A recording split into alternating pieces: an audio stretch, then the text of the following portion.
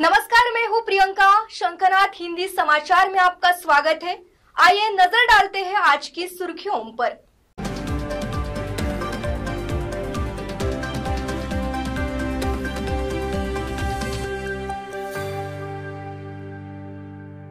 बांग्लादेश के प्रधानमंत्री का इस्तीफा, शेख हसीना इंडिया पहुंच गईं।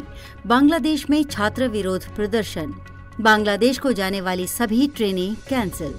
बांग्लादेश के प्रधानमंत्री पद से इस्तीफा देकर देश छोड़ने के बाद अवामी लीग की नेता शेख हसीना इंडिया पहुंच गई हैं। ऐसा बताया गया कि वो दिल्ली से सटे गाजियाबाद के हिंडन एयरबेस पर उतरी हैं। सूत्रों की माने तो उन्होंने यहां रहने के लिए शरण तो नहीं मांगी है, पर वो कुछ समय तक भारत में जरूर रहेंगी।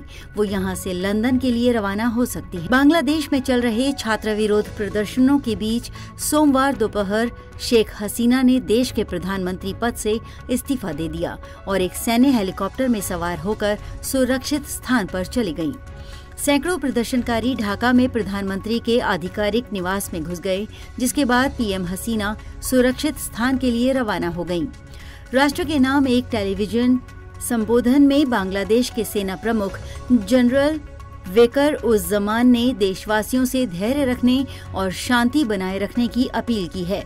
बांग्लादेश में पिछले कुछ हफ्तों से सरकार विरोधी प्रदर्शन जारी हैं। इन प्रदर्शनों में अब तक मरने वालों की संख्या 300 के पार पहुंच गई है। बांग्लादेश सेना प्रमुख ने नागरिकों से सेना पर भरोसा बनाए रखने का आग्रह किया।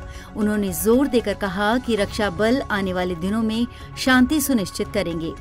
बांग्लादेश में बवाल और बगावत के बाद भारतीय रेलवे ने सोमवार 5 अगस्त को बड़ा कदम उठाया है।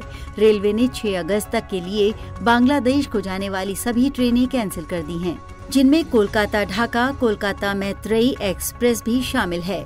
बांग्लादेश के ताज़ा हालात पर फिलहाल भारत सरकार की पैनी नजर है। एहतियाती तौर पर इंडिया की ओर से बॉर्डर पर सुरक्षा चाक चौबंद कर दी गई है। बांग्लादेश में तख्तापलट के बाद पश्चिम बंगाल की मुख्यमंत्री ममता बनर्जी ने कहा, मेरी अपील है कि आप बंगाल में शांति बनाए रखें, किसी भी तरह की अफवाहों पर ध्यान न दें। ये 2 देशों के बीच का मामला है। केंद्र सरकार जो भी फैसला लेगी, हम उसका समर्थन करेंगे।